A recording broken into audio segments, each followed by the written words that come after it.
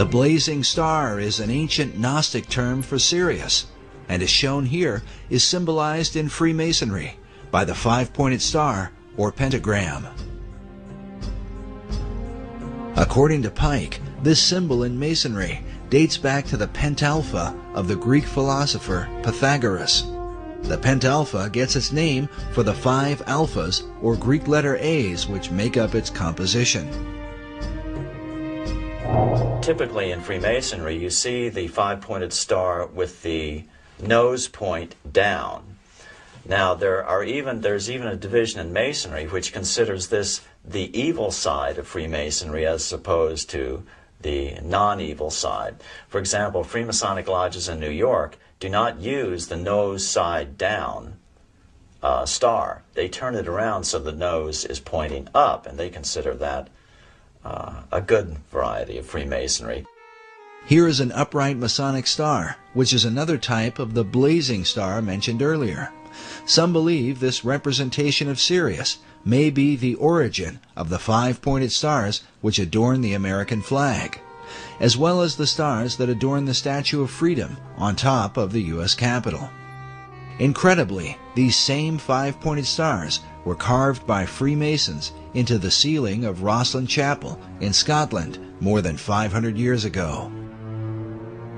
Because Sirius is said to arise in the east, it also became known as the Eastern Star. To the Egyptians, Sirius was identified with the dog god Anubis, which is where the name Dog Star comes from. Anubis was said to have guarded the gates of death and was the protector of mysteries. Meanwhile, the Romans recognized Sirius as Janitor Letheus, or the Keeper of Hell.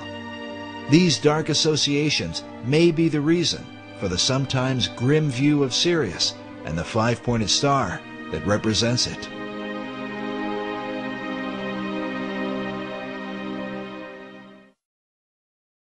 But Sirius was also associated with the Egyptian goddess Isis, and here, as we connect the dots, a more complete picture begins to emerge.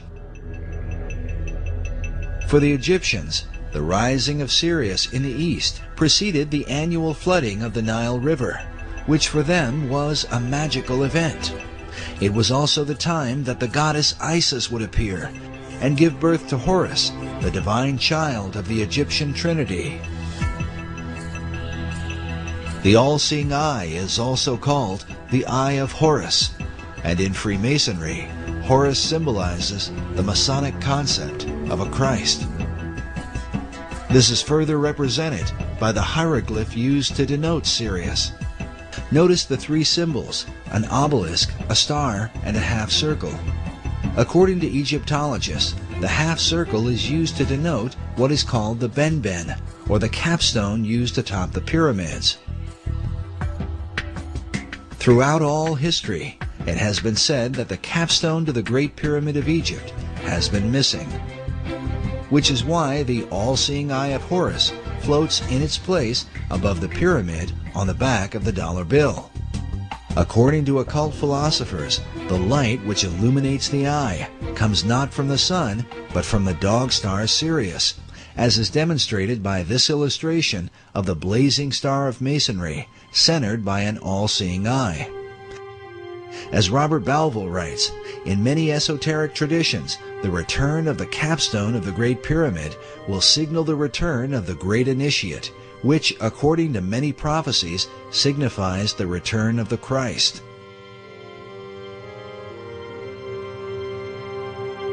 Albert Pike describes the Masonic Trinity as expressed through Sirius and the symbols that are seen in most all Masonic halls.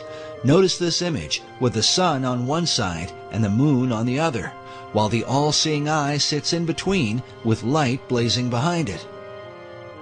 Pike writes that the sun and moon represent the two grand principles, the male and the female. Both shed their light upon their offspring, the blazing star, or Horus.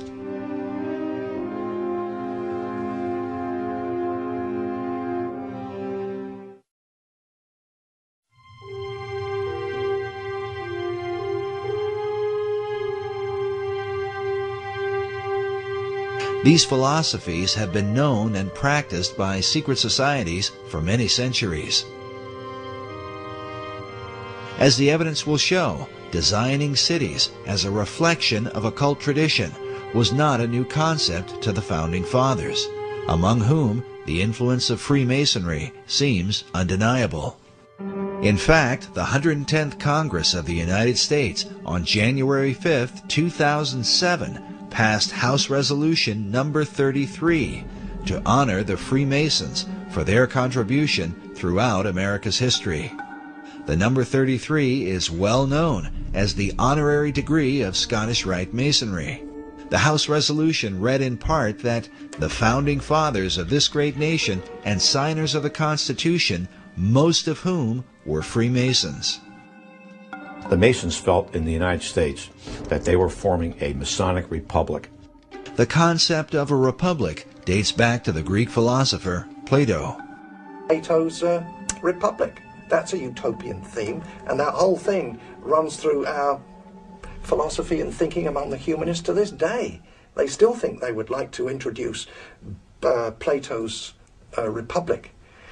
Think about it. Every socialist country that's gone socialist have always called themselves a republic for that very reason. It was Plato who likewise set down the earliest known record of ancient Atlantis. Centuries later, Sir Francis Bacon would set down the New Atlantis, a tale which some believe was meant to be a blueprint for the New World, one based upon the teachings of ancient philosophers. Bacon didn't invent this New Atlantis concept. He was merely the inheritor of it. He was probably the most articulate proponent of it ever in history, but it preceded him. Bacon believed that the American continent was in fact the site of ancient Atlantis, a concept held by teachers of esoteric wisdom even today. A New Atlantis really was just America anyway. The east coast of America, if you take a look at the maps by other clairvoyants who have studied Atlantis, indicates that the east coast of America was the west coast of Atlantis. This country, America, is the remnant of the ancient Atlantis, and so is very susceptible to much of the history of Atlantis, the energies of Atlantis, and some of the actions, for instance, the religion of Atlantis. According to esoterics, the religion of Atlantis was in fact the mystery school teachings that were embraced by the ancient philosophers. Yet it might be said that none have been as prolific on this subject as 20th century philosopher Manly P. Hall, who wrote such books as The Secret Destiny of America and America's Assignment with Destiny. It was Hall that many Freemasons are said to have called Masonry's greatest philosopher. In 1934, Hall founded the Philosophical Research Society in Los Angeles, California, an organization dedicated to exploring the wisdom of all the world's traditions. It began in 1934, and I think in this building, the library itself was finished in 1936. This is one of the leading wisdom libraries in all of North America, if not the most comprehensive itself. The Philosophical Research Library has been highly regarded by esoteric students from all over the world. It is composed of books and artifacts collected by Manly Hall throughout his lifetime. Among those who revered the library was President Franklin D. Roosevelt, a Freemason and student of esoteric tradition. And Mr. Roosevelt himself, back in 1942, after the Pearl Harbor invasion, sent some of his people here to microfiche the works in this library because he looked upon it as a national treasure. He wanted to preserve it. When Hall died in 1990, his role as president of the society was succeeded by Dr. Obadiah Harris. Manly Hall, who was a